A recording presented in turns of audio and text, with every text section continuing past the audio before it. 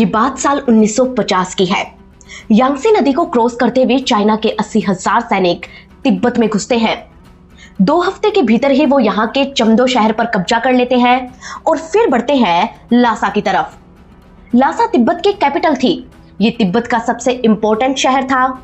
यहाँ के royal palace नोरबुलिंका में तिब्बती बौद्ध धर्म के सबसे बड़े धर्मगुरु दलाई लामा रहते थे और चाइना उन्हें ही कैद करना चाहता था। इसीलिए चीन ने एक चाल चली और 10 मार्च 1959 को उसने दलाई लामा को एक स्पेशल थिएटर परफॉर्मेंस देखने के लिए इनवाइट किया, लेकिन शर्त यह रखी कि उन्हें बिना बॉडीगार्ड्स के आना होगा, जिसे सुनते ही तिब्बत के लोग समझ गए कि दलाई लामा की जान को खतरा है।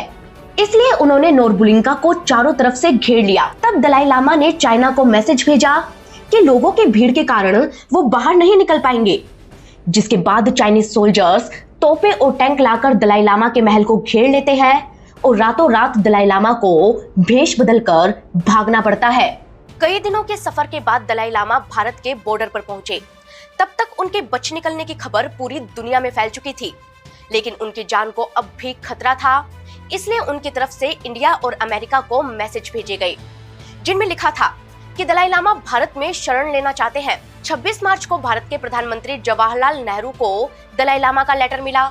इसी दौरान दार्जिलिंग में रह रहे दलाई लामा के भाई गयालो थोंडुप ने भी उनसे मुलाकात की। 28 मार्च को CIA के चीफ ऑफिसर जॉन ग्रीनी ने भी नेहरू से इस बारे में बात की। हालांकि नेहरू पहले ही दलाई लामा को शेल्टर देने के लिए तैयार थे। उन्होंने दलाई लामा का इंडिया में वेलकम किया। यहीं से दलाई लामा ने तिब्बत में नई सरकार बनाई, लेकिन उनके पीछे चाइना ने तिब्बत में पूरी गवर्नमेंट को ही डिसमिस कर दिया और 10 दिनों के भीतर पूरे तिब्बत को कैप्चर करके चाइना का पार्ट बना लिया। चीन ने तिब्बत का नाम बदलकर शीजांग रख दिया और अब वो भारत को अपना दुश्मन मान बैठा। इधर भारत ने चीन के गुस्से को कम करने की कोशिश की, लेकिन 1962 में चाइना ने इंडिया पर अटैक कर दिया। इसी के साथ इंडो चाइना वॉर शुरू हो गया, जिसमें चाइना ने भारत को उलझा कर रख दिया। हुआ यूं कि उस वक्त भारत नया नया आजाद हुआ था। ऐसे में हमारी पोजीशन इतनी स्ट्रॉन्ग नहीं थी। वहीं चाइना की PLA काफी बड़ी थी, जिसके हजारों सोल्जर्स एक साथ अटैक करते थे। कहते हैं कि जब भारत पलटवार करता तब चाइना सीज फायर कर देता। ऐसे में भारत को हमले रोकने पड़ते, लेकिन बातचीत के दौरान चाइना फिर से अटैक करता और भारत को संभलने का मौका तक नहीं देता। इस तरह भारत को असमंजस में डालकर चाइना तेजी से आगे बढ़ता जा रहा था। चीन के हौसले बुलंद थे, लेकिन वो ये नहीं जानता था कि कुछ ही दिनों में उसका सामना भारत की अहीर बटालियन के वीर जवानों से होने वाला है, जो तैनात थे रिजांगला पर। चाइनीज में ला का मतलब होता है दर्रा। दर्रा यानी कि वो रास्ता जो 2 पहाड़ों के बीच बना हो। इसे पास भी कहते हैं। रिजांगला एक पास था जहां सिर्फ 120 अहीर सोल्जर्स तैनात थे। इन्हें खबर मिली थी कि चीन कभी भी हमला कर सकता है, इसीलिए ये अपनी पोस्ट से पीछे हट जाएं। लेकिन भारत के इन सैनिकों ने अपनी पोस्ट छोड़ी ही नहीं। तब एक रोज अचानक चीन के 3000 सैनिकों ने इन पर धावा बोल दिया। भयानक बमबारी हुई, लेकिन भारत के इन 120 जवानों ने न सिर्फ 1300 चीनियों को मार गिराया, बल्कि चुशूल समेत पूरा इलाका चाइना में जाने से बचा लिया। कहते हैं कि इन्होंने इतनी बहादुरी से इस खतरनाक जंग को लड़ा कि इनके अपनों तक को यकीन नहीं हुआ। ऑफिसर्स ने जंग से बचकर आए जवानों का विश्वास नहीं किया। उनके गांव वालों ने उन्हें भगोड़ा करार दे दिया। इनके परिवारों का हुक्का पानी बंद कर दिया गया और इनके बच्चों को स्कूल से निकाल दिया गया। इन्हें तब तक कायर कहा गया जब तक कि लद्दाख की बर्फ नहीं पिघली। लेकिन जैसे ही ये बर्फ पिघली, दुनिया को पता चली इतिहास की सबसे खतरनाक war, the battle of Rezang La की कहानी। रिजांगला वो जंग जिसके बाद चाइना भारत का लोहा मानने लगा। वो जंग जिसमें हमारे सिर्फ 120 जवानों ने 3000 चीनियों को धूल चटा दी। ये इकलौता ऐसा वॉर था जिसकी कहानी लोगों तक पहुंचाने के लिए कई NGO को स्पेशल कैंपेन चलाने पड़े। लेकिन सवाल आता है क्यों चाइना ने रिजांगला पर ही अटैक किया? क्या था इस जंग में ऐसा कि लोगों को इसकी कहानी पर भरोसा नहीं हुआ? कैसे 120 अहीर जवानों ने पूरे लद्दाख को बचाया? और कौन थे मेजर शैतान सिंह भाटी, जिन्हें इस जंग का हीरो माना जाता है? दोस्तों, इन सभी सवालों का जवाब छिपा है इतिहास की गहराइयों में, जिन्हें जानने के लिए हमें चलना होगा लद्दाख की हसीन वादियों में।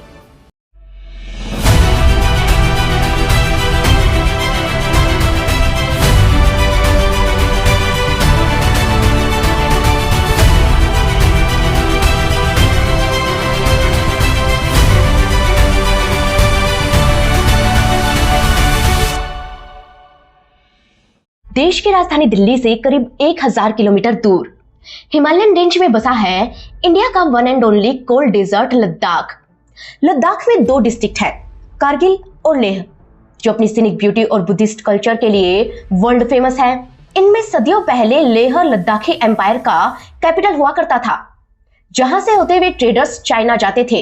यहां से 200 किलोमीटर दूर थी चुशुल वैली, जो भारत और तिब्बत को जोड़ने के लिए एक पास का काम करती थी। चुशुल पेंगोंग और स्पेंगुलर लेक के बीच बसा था और यहीं से 5 माइल दूर भारत और चीन की एलओसी माने एक्चुअल लाइन ऑफ कंट्रोल थी। चुशुल भारत में इसलिए था क्योंकि इसे कश्मीर की डोगरा आर्मी ने 1842 में तिब्बतियों से जीता था, लेकिन ये स्ट्रेटेजिकली इतना इंपॉर्टेंट था कि चाइना भी इस पर कब्जा जमाना चाहता था। चुशुल के लोग जौ और मटर की खेती करते, बकरियां और याक चराते। सर्दियों में यहाँ स्नोफॉल होता, जिस पर ये लोग आइस हॉकी का मजा लेते। माने कुल मिलाकर चुशुल में लाइफ अच्छी थी, लेकिन तब तक जब तक कि भारत का पड़ोसी तिब्बत था। क्योंकि जैसे ही चाइना ने तिब्बत पर कब्जा किया, उसने लद्दाख को अपना बताना शुरू कर दिया। इसलिए भारत सरकार ने लद्दाख को सेफ रखने के लिए यहाँ इंफ्रास्ट्रक्चर को बढ़ावा दिया।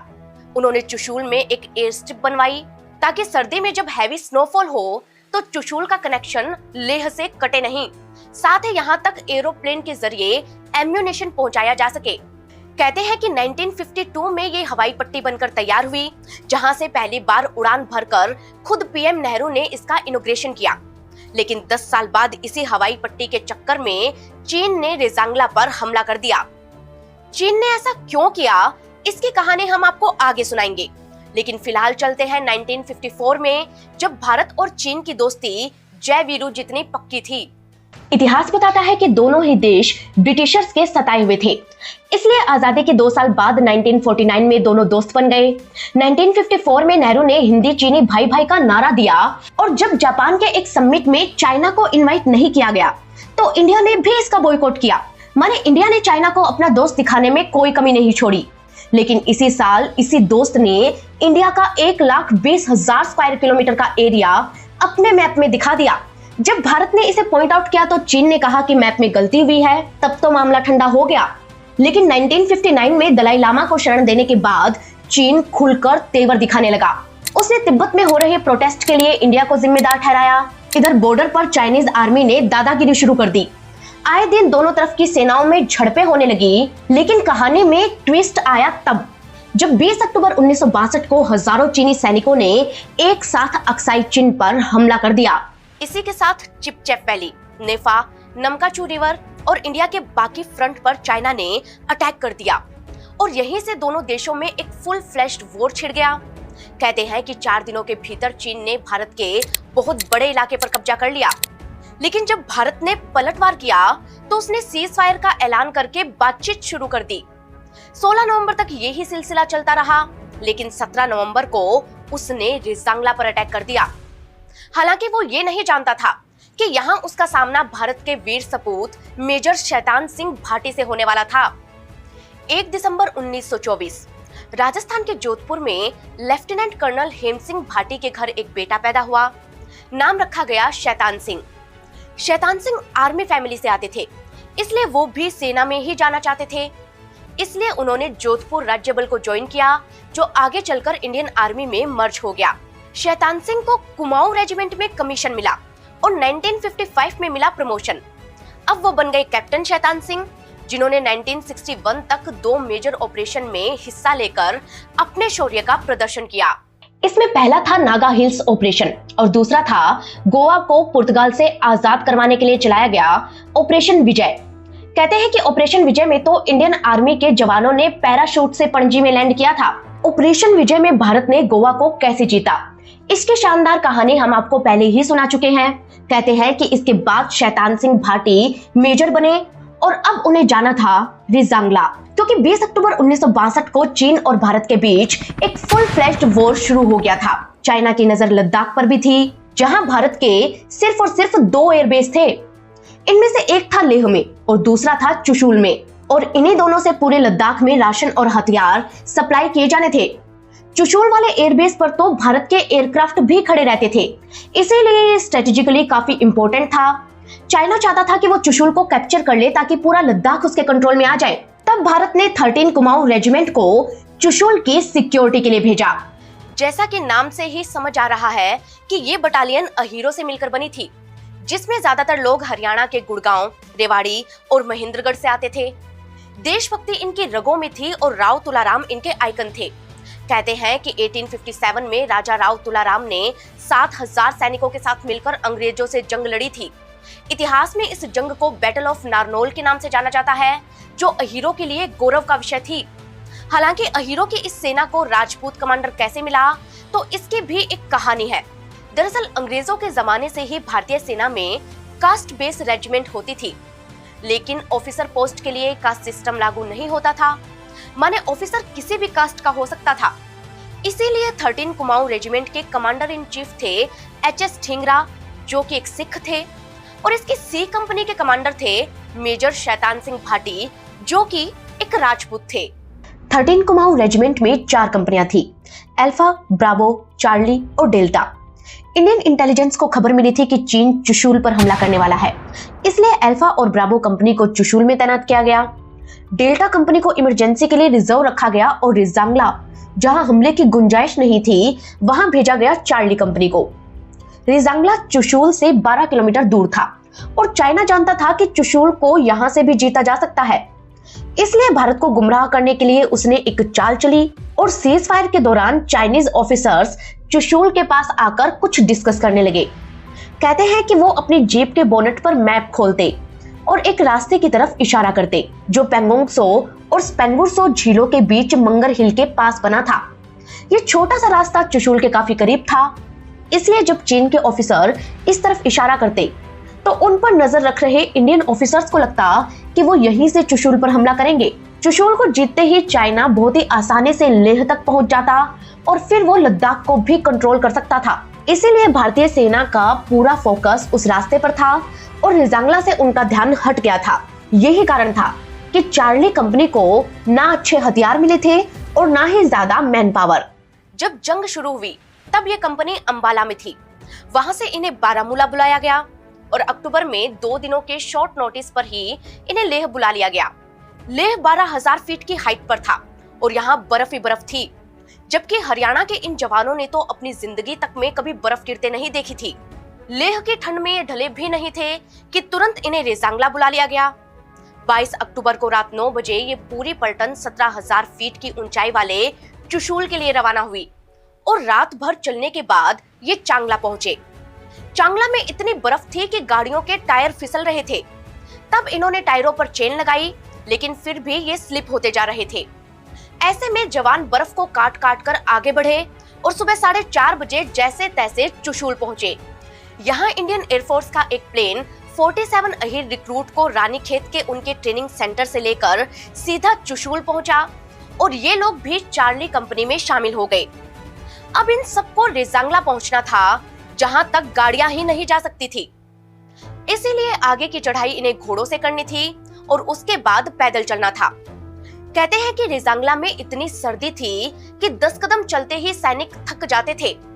ऐसे में 3.5 किलोमीटर चलने में हमारे जवानों को 4.5 घंटे लग गए और इस तरह 2 दिनों की खतरनाक चढ़ने के बाद चार्ली कंपनी 24 अक्टूबर को 18,000 फीट ऊंचे रेजांगला तक पहुंच ही गई। उस वक्त कंपनी का चार्ज एक young officer major Prem Kumar के पास था, क्योंकि मेजर शैतान सिंह यहाँ कुछ वक्त बाद पहुंचने वाले थे। लेकिन प्रेम कुमार की सांसें रेजांगला की ठंड में फूलने लगी थी, जिस वजह से उन्हें वापस भेज दिया गया। माने अब वहां सोल्जर्स और जेसीओ ही थे जिन्हें रेजांगला की ठंड में सरवाइव करना था। लेकिन यहाँ ठंड इतनी भयानक थी कि 2 शब्द बोलते ही सांस फूल जाती थी। टमाटर, फल, सब्जियां तो जमकर पत्थर बन गए थे और चाय बनाने में भी 1 घंटा लग जाता था। दाल तो 10-10 घंटे तक नहीं पकती थी और खाना बनाना इतना मुश्किल था कि 2 दिनों तक जवानों को शक्कर पारे खाकर ही गुजारा करना पड़ा। 2 दिन बाद जब प्रेशर कुकर आया तब जाकर लंगर शुरू हुआ, लेकिन इससे प्रॉब्लम खत्म नहीं हुई, क्योंकि रेजांगला का टेम्परेचर -20 टू -30 डिग्री रहता था, जिसके हिसाब से ना तो हमारे सैनिकों के पास ढंग के कपड़े थे, ना ही जूते। उन्हें सूती यूनिफॉर्म, हल्के कोट और कैनवास शूज पहनाकर ही इस ठंड में भेज दिया गया। और हथियारों की बात करें तो वो तो और भी खराब थे। चार्ली कंपनी के पास सिर्फ 120 303 राइफल थी, जो सिंगल लोडेड होती थी। इन्हें हर फायर के बाद लोड करना पड़ता और 5-7 फायर के बाद ही ये दोबारा जाम हो जाती। ऊपर से सोल्जर्स के पास गोलियां भी लिमिटेड ही थी। हर सोल्जर के पास सिर्फ 600 राउंड गोलियां थी। वहीं चीन के पास advance 7.62 mm self loading rifle, 120 mm, 81 mm और 60 mm मोर्टार, काफी एडवांस रॉकेट और रिकॉइललेस गन थे जिससे बंकर के बंकर तबाह हो सकते थे। माने चीन की तैयारी एडवांस थी। ऐसे में सोल्जर्स का मोटिवेशन डाउन होना तय था। लेकिन तभी मेजर शैतान सिंह भाटी रेजांगला पहुंचते हैं और कंपनी की कमांड लेते हैं। वो अहीर बटालियन का बैटल क्राई दादा किशन की जय का नारा लगाकर पूरी कंपनी में जोश भर देते हैं। और यही वो पॉइंट होता है जहां से पूरी की पूरी कहानी बदल जाती है। कहते हैं कि मेजर शैतान सिंह रेजांगला में सैनिकों के हाल से वाकिफ थे, इसीलिए उन्होंने अपने सोल्जर्स को मोटिवेट किया और पहले ही दिन काम शुरू कर दिया। उस वक्त रेजांगला में सिर्फ एक सीआरपीएफ पोस्ट थी जिसमें सिर्फ 5-6 लोग रह सकते थे, इसलिए उन्होंने सबसे पहले पोस्ट रेडी करवाई। वहां जमी बर्फ को ब्लास्ट करके उन्होंने बंकर बनवाए। उन्होंने एरिया का सर्वे करके वेपन्स को अच्छे से सेट किया और गन की रेंजिंग्स को चेक किया।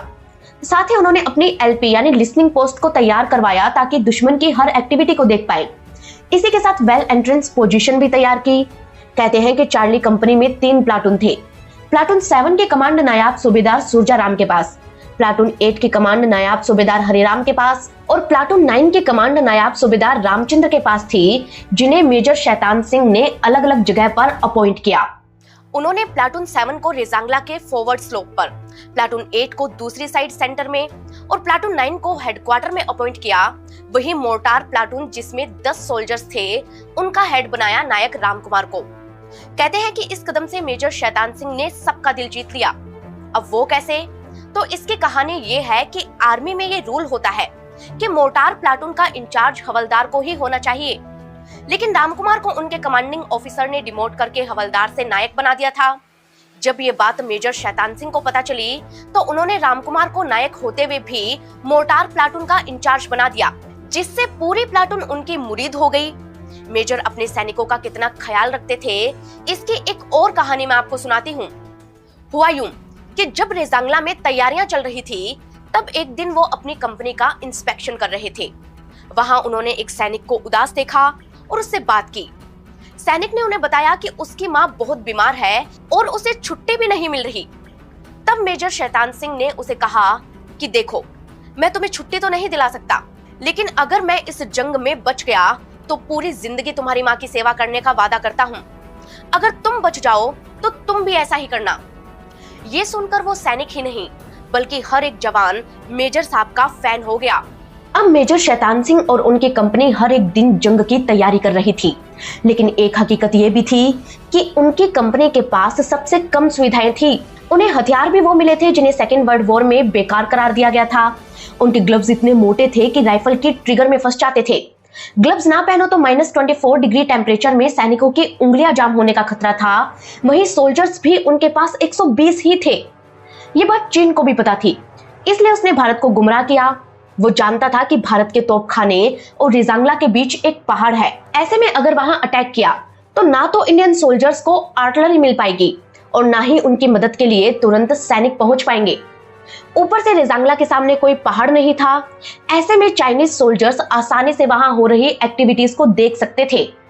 चाइना का प्लान था कि उसके 5000 सोल्जर्स अचानक रेजांगला पर हमला करके 2 मिनट में ही उसे जीत लेंगे और फिर इसी रास्ते से वो चुशूल तक पहुंच जाएंगे। इसलिए उन्होंने भारत को गुमराह किया और 20 दिनों के इंतजार के बाद रेजांगला पर अटैक कर दिया।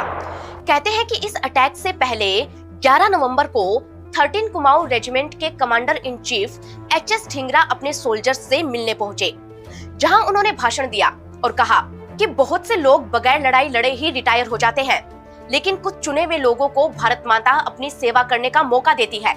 इस बार भारत माता ने अपनी रक्षा के लिए हमें चुना है। चीन सोच रहा है कि जैसे 20 अक्टूबर को उसने दगाबाजी से हमारी जमीन छीन ली है, वैसे ही अब वो चुशूल भी छीन लेगा। उसे ये पता नहीं है कि यहाँ कौन बैठा है। 13 कुमाऊं के बहादुरों, अब दुश्मन को सबक सिखाने का समय आ गया है। कहते हैं कि उनके इस भाषण ने सैनिकों को जोश और गुस्से से भर दिया। लेकिन तभी ब्रिगेड कमांडर को ये खबर मिली कि चीन इस पूरे एरिया में कहीं पर भी अटैक कर सकता है। और सिर्फ रेजांगला की चार्ली कंपनी ही ऐसी है जिसके पास एम्यूनेशन कम है। तब ब्रिगेडियर तापेश्वर रैना ने ऑर्गेनाइज रिट्रीट का ऑर्डर दिया, जिसका मतलब होता है कि अगर आप जंग में हैं और आपके पास हथियार खत्म हो गए हैं तो अपनी पोस्ट से पीछे हटकर दूसरी पोस्ट पकड़ो और वहां से दुश्मन का सामना करो। लेकिन मेजर शैतान सिंह ठहरे एक राजपूत जिन्हें पीछे हटना कतई मंजूर नहीं था। इसलिए उन्होंने अपने सिपाहियों को चोटी पर बुलाया और कहा कि हो सकता है कि चीन के सैनिक किसी भी समय यहां पहुंच जाए।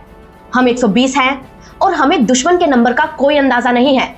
हो सकता है वो हजारों में हो, हमारे पास गोला बारूद भी कम पड़ सकता है और पीछे से हमें कोई मदद भी नहीं मिल सकती। कोई रीइंफोर्समेंट यहाँ नहीं आएगी। हो सकता है हम में से कोई ना बचे, हो सकता है हम सब शहीद हो जाए। जो पीछे हटना चाहे वो हट सकता है, लेकिन मैं अपनी आखिरी सांस तक लड़ूंगा और जो लोग मेरे साथ रुकेंगे उन्हें भी मेरे साथ लड़ना होगा। इसके बाद उन्होंने जेसीओ को ऑर्डर दिया कि वो सैनिकों से कंसल्ट करके बताएं कि वो क्या चाहते हैं। लेकिन हर एक वीर अहीर ने ये कहा कि वो मर जाएंगे लेकिन पीछे नहीं हटेंगे। तब मेजर ने अपने सोल्जर्स से कहा कि हम लास्ट मैन और लास्ट बुलेट तक लड़ेंगे, लेकिन अब अगर कोई पीछे हटा तो उसे मैं गोली मार दूंगा और अगर मैं पीछे हटा तो आप मुझे गोली मार देना। इसके बाद मेजर शैतान सिंह ने अपने सीनियर को जवाब भेजा कि सी कंपनी पीछे नहीं हटेगी। सीनियर्स को लगा कि ये पागलपन है, लेकिन ये पागलपन चाइना पर कितना भारी पड़ने वाला था इसकी कहानी शुरू होती है 17 नवंबर से। 17 नवंबर सुबह 5 बजे रिजांगला में सन्नाटा पसरा था।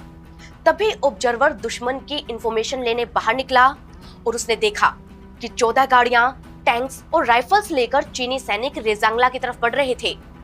मेजर शैतान सिंह समझ गए कि अगले दिन हमला होना तय है, इसलिए उन्होंने रेडियो ऑपरेटर रामचंद्र को हेडक्वार्टर में रिपोर्ट करने को कहा। लेकिन हेडक्वार्टर में फोन लगता कैसे, क्योंकि चाइना के पोर्टर तो शाम को ही टेलीफोन लाइन काट चुके थे। उसी रात एक बर्फीला तूफान आया जिसने विजिबिलिटी भी कम कर दी। अब इंडियन सोल्जर्स सिर्फ 600 मीटर दूर तक ही देख सकते थे। हालांकि सी कंपनी को तो हर हाल में लड़ना था, इसलिए मेजर शैतान सिंह ने उन्हें ऑर्डर दिए कि वो निशाना सटीक लगाएं और दुश्मन के मरते ही उनकी बंदूकें छीन ले। जितना हो सके गुत्थम गुत्था लड़ाई करें ताकि गोलियां बेकार ना जाए। अब दोनों तरफ की सेनाएं तैयार थीं। 18 नवंबर रविवार को सुबह 3:45 बजे चाइना पहला हमला करता है। वो भारत के पोस्ट पर जबरदस्त फायरिंग करता है, इतनी कि पूरा का पूरा पहाड़ गूंज उठता है। तब नायब सूबेदार हरिराम ने मेजर शैतान सिंह को मैसेज दिया कि दुश्मन से कांटेक्ट हो गया है।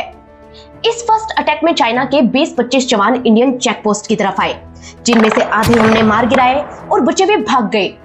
चार्ली कंपनी को लगा कि हम जीत चुके हैं, लेकिन तभी दूसरी तरफ से 400 चाइनीज सोल्जर्स ने अटैक कर दिया। दोनों तरफ से हैवी बम्बारमेंट हुई जो करीब 20 मिनट तक चलती रही, जिसके बाद 800 सैनिक और आ गए। तब मेजर शैतान सिंह ने सैनिकों को बंकर के अंदर रहकर ही लड़ने के ऑर्डर दिए और हमारे जवानों ने भी इतने सटीक निशाने लगाए कि चाइना के 150 सैनिक ही जिंदा बचे। लेकिन करीब 6:30 बजे फिर सैकड़ों पीएलए सैनिकों ने हमला कर दिया। एक्सपर्ट्स की माने तो ये ही चाइना की स्ट्रेटजी थी, क्योंकि पीएलए के पास सैनिक बहुत ज्यादा थे, इसलिए उसे अपने जवानों की जान की परवाह नहीं थी। वो तो चाहता था कि किसी भी तरह से इंडियन सोल्जर्स के पास गोलियां खत्म हो जाए ताकि वो पोस्ट छोड़कर पीछे हट जाए। उसकी ये स्ट्रेटजी काम भी आई और 3 घंटे से लड़ रहे भारतीय जवानों के पास हथियारों की कमी होने लगी। ऐसे में मेजर शैतान सिंह एक से दूसरी प्लाटून में जाकर अपने सैनिकों को मोटिवेशन देते रहे कि तभी एक बम का टुकड़ा उनके कंधे में जा लगा। तब रेडियो ऑपरेटर रामचंद्र भागकर आया और उसने मेजर को पट्टी की। मेजर ने हंसते हुए कहा कि रामचंद्र, जंग तो चोट लगने की जगह ही है, कोई सिनेमा घर थोड़ी है, यहाँ तो चोट लगेगी ही। लेकिन रामचंद्र उन्हें अंदर ले गया। कहते हैं कि उस वक्त जंग लड़ने वाले हर एक सैनिक को अंजाम पता था, लेकिन फिर भी वो पीछे नहीं हटे। करीब 7:15 बजे उन्होंने पहाड़ की चोटी पर याक और 700 सैनिकों को आते देखा, जिन्हें देख पहले तो हमारे जवानों को उम्मीद बंधी। उन्हें लगा कि अल्फा कंपनी के जवान उनकी मदद के लिए आए हैं, लेकिन जब दूरबीन लगाकर देखा तो पता चला कि वो चाइनीज थे। उन्होंने याक पर वेपन और हथियार लाद रखे थे और इस बार वो पीछे से हमला करने की फिराक में थे। ऐसे में मेजर शैतान सिंह ने 80 डिग्री पर मोर्टार फायर करने का ऑर्डर दिया, जिसका नतीजा ये हुआ कि चाइना के याक और बहुत से सोल्जर्स भाग छूटे। फिर भी उनमें से कुछ सैनिक वहां 5 से 7 वेपन प्लेस करने में कामयाब हो गए और यहीं से उन्होंने 8 प्लाटून पर ताबड़तोड़ हमला कर दिया। इस हमले में हवलदार हरी जख्मी हो गए और उन्होंने तुरंत रामचंद्र से कहा कि मेजर और डॉक्यूमेंट्स की जिम्मेदारी अब तुम्हारी है। अगर मेजर शहीद हो जाए तो उनकी लाश दुश्मनों के हाथ मत लगने देना। रामचंद्र ने उनसे वादा किया कि वो मेजर के साथ ही रहेंगे और डॉक्यूमेंट्स को उन्होंने आग लगा दी है। इधर मेजर शैतान सिंह को भी 3 गोलियां लग चुकी थीं, लेकिन उनका पूरा फोकस चीन की रिकॉइललेस राइफल पर था। ये राइफल सबसे ज्यादा तबाही मचा रही थी। ऐसे में मेजर शैतान सिंह ने इस राइफल के ऑपरेटर पर निशाना साधा। उन्होंने पहले निशाने में राइफल ऑपरेटर को ढेर कर दिया, लेकिन जैसे ही वो खड़े हुए वैसे ही उनके पेट में एक गोली आकर लगी। कहते हैं कि गोली लगते ही मेजर गिर पड़े। उनके पेट से खून बह रहा था। उन्होंने रामचंद्र से बेल्ट खोलने को कहा, लेकिन जब रामचंद्र ने बेल्ट खोलने की कोशिश की तो उन्होंने देखा कि मेजर की आधी आंतें बेल्ट के अंदर और आधी बाहर फंसी हुई थी। ये देख मेजर शैतान सिंह और रामचंद्र ने एक दूसरे की तरफ देखा और मेजर ने मुस्कुराकर रामचंद्र से कहा कि तुम मशीन गन मुझे दे दो और कमांड ऑफिस में जाकर बताना कि चार्ली कंपनी आज कितनी बहादुरी से लड़ी है। लेकिन रामचंद्र वहां से हिले तक नहीं, क्योंकि उन्होंने वादा किया था कि वो मेजर शैतान सिंह का शव दुश्मनों के हाथ नहीं लगने देंगे। इधर भारत के सैनिकों के पास हथियार खत्म होते जा रहे थे। ऐसे में वो बंकर में छिपकर चीनियों के नजदीक आने का इंतजार करने लगे। जैसे ही चाइनीज वहां आए, गुत्थम गुत्था की लड़ाई शुरू हो गई और भारतीय जवानों ने चीनियों पर गन बैनेट से हमला कर दिया। हालांकि चीनियों के जैकेट इतने मोटे थे कि बैनेट उनको भेद नहीं पाए।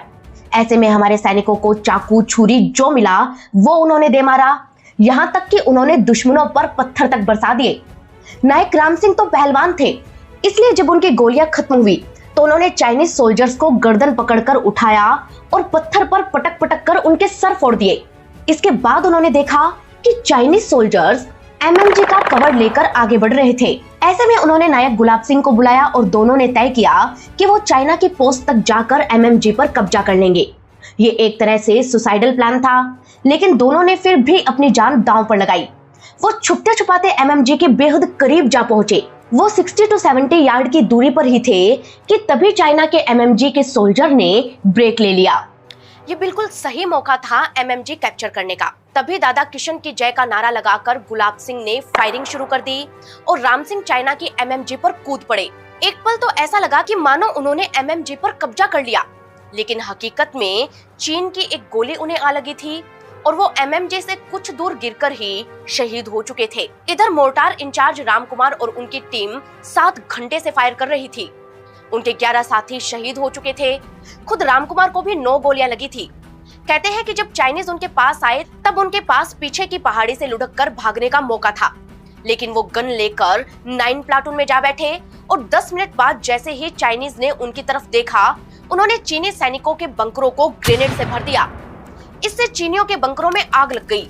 खुद रामकुमार के कपड़ों ने आग पकड़ ली, लेकिन वो लुढ़ककर पहाड़ी से नीचे जा गिरे और गनीमत रही कि उनकी जान बच गई। इधर खून में लथपथ मेजर शैतान सिंह अब भी लड़ने के लिए बेकरार थे। उन्होंने 2 सैनिकों को ऑर्डर दिए कि एक मशीन गन लेकर आओ और उसके ट्रिगर को रस्सी से बांध दो। उन्होंने रस्सी को पैरों में बंधवाया और पैरों से ही फायरिंग करने लगे। मेजर ने फिर रामचंद्र से कहा कि जाओ और इस जंग के बारे में पूरी दुनिया को बताओ, लेकिन रामचंद्र मेजर शैतान सिंह को छोड़कर कहीं नहीं गए। सुबह के 8 बजे रिजांगला का नजारा ये था कि भारत और चीन के सैनिकों में जबरदस्त गुत्थम गुत्था चल रही थी। चीन के सैनिक मार खा रहे थे और भारत के सैनिक अपनी मातृभूमि को बचाने के लिए अपने आखिरी पलों में भी लड़ रहे थे। मेजर शैतान सिंह घायल हालातों में भी दुश्मनों का काल बनकर बरस रहे थे, लेकिन तभी एक गोली उनके पेट में आ लगी और वो बेहोश हो गए। रेडियो ऑपरेटर रामचंद्र ने देखा कि चीनी उनके पास आ रहे हैं। ऐसे में उन्होंने तुरंत मेजर को सीने से लगाया और उन्हें लेकर बर्फ में लुढ़कते चले गए। वो करीब 500 गज नीचे गिरकर एक पत्थर से टकराए, जिन्हें देख चीनियों को लगा कि वो किसी खास आदमी को ले जा रहे हैं, इसलिए उन्होंने ताबड़तोड़ फायरिंग कर दी। लेकिन राम सिंह पत्थर के पीछे जा छुपे। उन्होंने देखा कि मेजर की घड़ी में 8:15 बज रहे थे और उनकी सांसें थम चुकी थी। उन्होंने तुरंत मेजर शैतान सिंह की बॉडी को बर्फ में दफनाया ताकि वो चीनियों के हाथ ना लगे और खुद पहुंचे क्वार्टर मास्टर के पास। रामचंद्र वहां मदद की उम्मीद से गए थे, लेकिन उन्होंने देखा कि क्वार्टर तो खाली पड़ा है। वहां के सारे सैनिक पीछे हट गए थे और उन्होंने राशन को आग लगा दी थी ताकि ये चीनियों के हाथ ना लग जाए। तभी रामचंद्र को इंडियन आर्मी की एक जीप दिखाई दी। वो भागते हुए जीप के पास पहुंचे और वहां बैठे जवान को मेजर शैतान सिंह की पूरी कहानी सुनाई। उन्होंने जवान से उनकी बॉडी लाने की रिक्वेस्ट की, लेकिन सरप्राइजिंगली वो जवान उन्हें कमांडिंग ऑफिस ले गया, जहां रामचंद्र ने रेजांगला की पूरी कहानी अपने commanding officer lieutenant colonel H S. Dhingra को सुनाई। लेकिन हैरानी की बात तो ये थी कि ना तो ढींगरा ने उनका भरोसा किया और ना ही दूसरे ऑफिसर्स ने, क्योंकि रामचंद्र कह रहे थे कि उनके 120 साथियों ने 1300 चीनी जवान मारे हैं, जो कि सुनने में एक फिल्मी कहानी जैसा था। इधर रेजांगला में सुबह 8:30 बजे लड़ाई खत्म हो गई और चाइनीज सोल्जर्स वहां से वापस चले गए। चुशोल पर कब्जा करने की ताकत अब उनमें नहीं बची, लेकिन जाते जाते वो 5-6 भारतीय जवानों को युद्धबंदी बनाकर ले गए, जिनमें से एक थे निहाल सिंह। निहाल सिंह कैसे बचकर निकले, इसकी कहानी हम आपको आगे सुनाएंगे। लेकिन पहले ये जान लेते हैं कि रेडियो ऑपरेटर रामचंद्र के साथ क्या हुआ। दोस्तों, रामचंद्र की कहानी को हर किसी ने झूठ माना।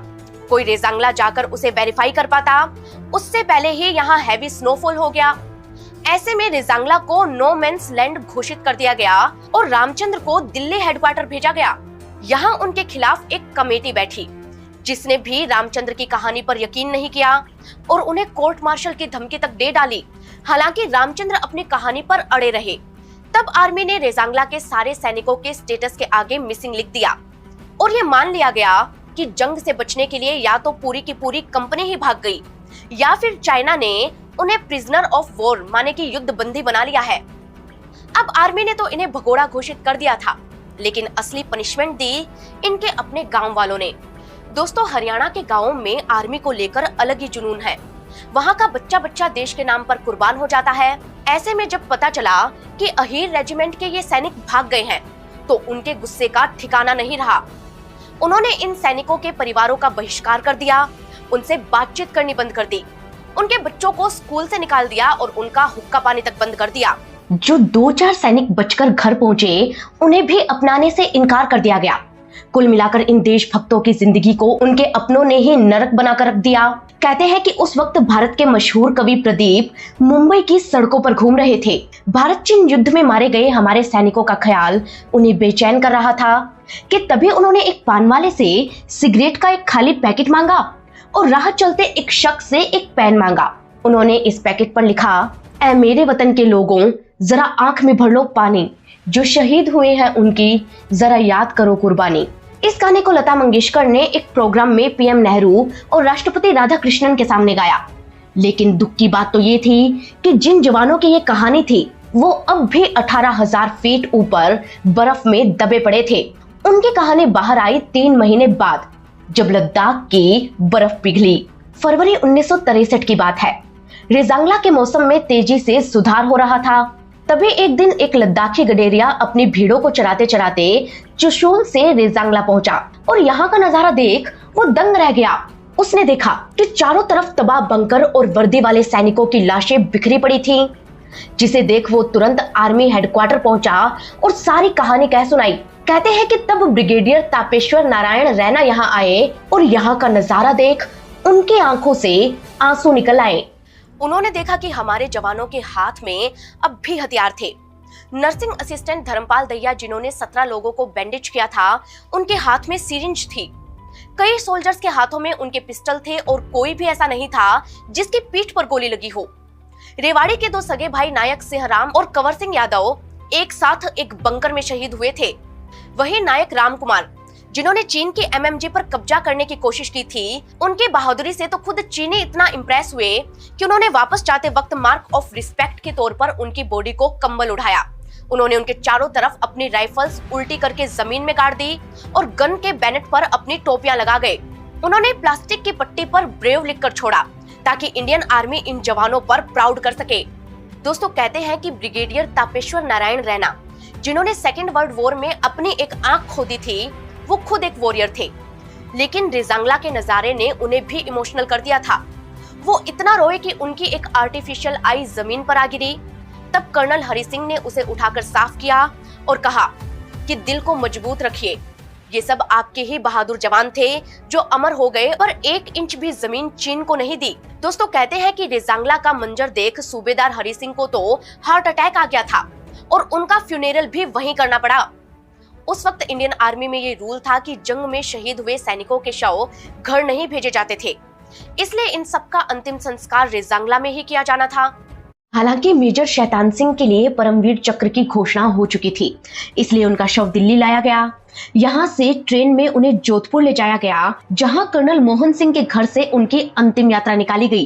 कर्नल मोहन सिंह ने ही मेजर शैतान सिंह को ट्रेंड किया था, इसलिए उन्होंने स्पेशल रिक्वेस्ट की थी कि उनके अंतिम यात्रा उन्हीं के घर से निकाली जाए। जब ये यात्रा शुरू हुई तो कर्नल ने कहा कि इसको मैंने ट्रेंड किया था, अभी तक मैं इसका कमांडिंग ऑफिसर था, पर अब से ये मेरा कमांडिंग ऑफिसर है। इस तरह मेजर शैतान सिंह का फ्यूनेरल उनके होम टाउन जोधपुर में हुआ। वहीं 97 जवानों का फ्यूनेरल रेजांगला में हुआ। यहाँ लकड़ियां नहीं थी, इसलिए स्कूल के फर्नीचर को तोड़कर अरेंजमेंट किए गए और ब्रिगेड कमांडर तापेश्वर नारायण रैना ने सबको मुखाग्नि दी। इसी के साथ रेजांगला के ये सारे जवान इतिहास के पन्नों में अमर हो गए। ये पहली बार था जब खुद चीन ने माना कि भारत ने उसके 500 जवान मारे हैं। लेकिन दुख की बात तो ये रही कि इतने बड़े जंग जीतने वाले ये योद्धा अपने ही देश में अपने सम्मान की लड़ाई हार गए और इनकी कहानी दुनिया तक पहुंचाने के लिए एक एनजीओ को प्रॉपर कैंपेन चलाना पड़ा। उन्होंने घर घर जाकर बताया कि चार्ली कंपनी के जवान हीरो थे, ना कि कायर। तब जाकर लोगों को पूरी कहानी पर यकीन हुआ और इसके बाद तो जैसे चार्ली कंपनी के लिए मेडल्स की भरमार ही लग गई। मेजर शैतान सिंह को परमवीर चक्र, 8 अन्य जवानों को वीर चक्र और 4 जवानों को आर्मी मेडल दिए गए। रेजांगला की कहानी पर किताबें लिखी गई और इन बहादुर जवानों की याद में वहां अहीर धाम बनाया गया। रेवाड़ी में रेजांगला मेमोरियल बना और 18 नवंबर को इन सैनिकों की याद में रेजांगला डे मनाया जाने लगा। 4th army chief KS Thimayya ने इन सैनिकों की तारीफ में लिखा, सैन्य इतिहास में आपको ऐसे उदाहरण बहुत कम देखने को मिलते हैं कि जब इतनी भारी चुनौतियों का सामना करते हुए सैनिक आखिरी गोली और आखिरी आदमी तक लड़े हों। इतिहास के पन्नों पर ये लड़ाई इसलिए भी महत्वपूर्ण है क्योंकि मैदानी और रेगिस्तानी इलाके के वीरों ने बर्फ से ढके पहाड़ों पर लड़ने के अभ्यस्त चीनियों से लोहा लिया था और चीनियों को मुंह की खानी पड़ी। दोस्तों उस दिन अगर हमारे जवान इतनी बहादुरी से नहीं लड़ते तो हो सकता था कि चीन चुशूल को कैप्चर कर लेता और उसके बाद पूरा का पूरा लद्दाख ही चीन के पास चला जाता और हम इसे सिर्फ नक्शे में समेटे रह जाते। हालांकि भारत के वीर जवानों ने ऐसा होने नहीं दिया। इस जंग में वो शहीद हो गए लेकिन मैदान छोड़कर नहीं भागे। कहते हैं कि इस जंग में 110 जवानों की शहादत हुई, लेकिन बचे हुए 10 का क्या?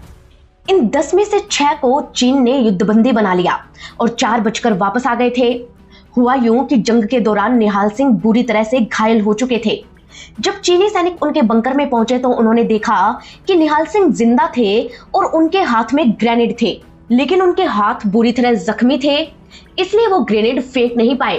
तब चीनी सैनिकों ने उन्हें उठाया और उनसे पूछा, व्हाट इज योर नेम? निहाल सिंह ने उन्हें अपना नाम बता दिया, लेकिन कमांडिंग ऑफिसर का नाम पूछने पर वो बोले कि उन्हें इस बारे में कुछ नहीं पता। तब चीनी उन्हें उठाकर अपने बंकर में ले गए। यहाँ निहाल सिंह ठंड से कांप रहे थे। ऐसे में उन्होंने निहाल सिंह को कंबल उठाया और एक सोल्जर ने उनकी ड्रेसिंग करनी चाहिए, लेकिन दूसरे ने इसके लिए मना कर दिया और उन्हें खाने के लिए एक ब्रेड दिया। निहाल सिंह बताते हैं कि उन्होंने आखिरी बार खाना 17 नवंबर को खाया था। ऐसे में उन्हें बहुत भूख लगी थी। उन्होंने ब्रेड खा भी ली, लेकिन तभी उन्हें समझ में आया कि वो क्या कर रहे हैं और उन्होंने उसे तुरंत थूक दिया। निहाल सिंह बताते हैं कि इसके बाद उन्होंने नजर बचाकर पूरा इलाका समझा। उन्होंने देखा कि दिन में वहां चारों तरफ सैनिक रहते हैं, लेकिन रात में सिर्फ 2 सैनिक पहरा देते हैं, जो रात को ठंड से बचने के लिए बंकर से कुछ दूर जाकर सिगरेट पीते हैं और इस प्रोसेस को वो बार बार दोहराते हैं। कहते हैं कि अगली ही रात निहाल सिंह ने इसी मौके का फायदा उठाया और बंकर से भाग निकले। हालांकि चाइनीज सोल्जर्स ने उन्हें देख लिया और उन पर फ्लेयर लाइट मारी, लेकिन निहाल सिंह तुरंत बर्फ में लेट गए और चारों तरफ व्हाइट कलर होने के कारण चीनी उन्हें देख नहीं पाए। रात भर चलते चलते वो भारत की तरफ आ गए, लेकिन यहाँ आकर भी उन्हें डर था कि कहीं वो फिर से चीन ना पहुंच गए हों। तभी उन्हें एक कुत्ता दिखाई दिया। निहाल सिंह इस कुत्ते को पहचान गए। उन्होंने ही इसका नाम टॉमी रखा था और वो रोजाना इसे रोटी दिया करते थे। टॉमी का पीछा करते करते वो इंडियन साइड आ गए, जहां उन्होंने आर्मी की एक सर्च पार्टी देखी। आर्मी के सूबेदार ने भी उन्हें देख लिया था और उन्हें हिंदी में आवाज लगाकर नाम पूछा। अपनी भाषा सुनकर निहाल सिंह की जान में जान आई और यहाँ से आर्मी ने उन्हें रेस्क्यू कर लिया। दोस्तों, रिजांगला वो जंग थी जिसका हर एक जवान जांबाज था और हर एक की कहानी अलग थी। और मेजर शैतान सिंह भाटी का तो कहना ही क्या। हमारे देश के ऐसे ही वीर जवानों की अलग अलग कहानियों पर हम आपके लिए पॉडकास्ट लेकर आते हैं। जिनमें से कौन सा पॉडकास्ट आपको सबसे ज्यादा पसंद आया, आप हमें कमेंट करके जरूर बताइएगा। साथ ही ये बताना ना भूलें कि आप हमें कहां से देख रहे हैं और अगली कहानी कौन सी सुनना चाहते हैं। दोस्तों, हम मिलेंगे आपको किसी नई कहानी के साथ। तब तक के लिए धन्यवाद।